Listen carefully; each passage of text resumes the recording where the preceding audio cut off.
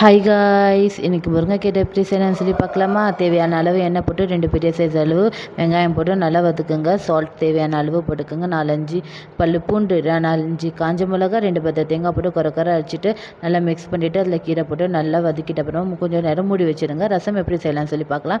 ஒரு ஜாரில் வந்து 1 டேபிள் ஸ்பூன் சீரகம், 1 table spoon pepper, 1 table spoon உப்பு போட்டு 4-5 பல் பூண்டு, 4-5 காஞ்ச மிளகா, அதுக்கப்புறம் ஒரு கொத்து கருவேப்பிலை போட்டு கொஞ்சம் கொர அரைச்சிக்கோங்க. அதுக்கப்புறமா வந்து 2 மீடியம் சைஸ் அளவு தக்காளி நல்லா கொர அரைச்சிக்கிட்டு அதில் வந்து கடாயில் தேவையான அளவு எண்ணெய் போட்டு தாளிச்சிடுங்க. தாளிச்சிட்டு இதெல்லாம் போட்டு நல்லா மிக்ஸ் பண்ணிவிட்டு அது ஹிங் கொஞ்சம் போட்டுக்கோங்க. போட்டுட்டு கொஞ்சம் உப்பு நல்லா கரிச்சு அதில் போட்டு கொஞ்சம் தேவையான அளவு உப்பு போட்டு ஒரு கொதிக்க அப்புறம் எடுத்துருங்க கைஸ். இன்றைக்கி வந்து மீன் கிரேவி, முருங்கைக்கீரை, சுட சுட சாதம், ரசம். ஓகே கைஸ், பாய். அடுத்த வீடியோவில் பார்க்கலாம்.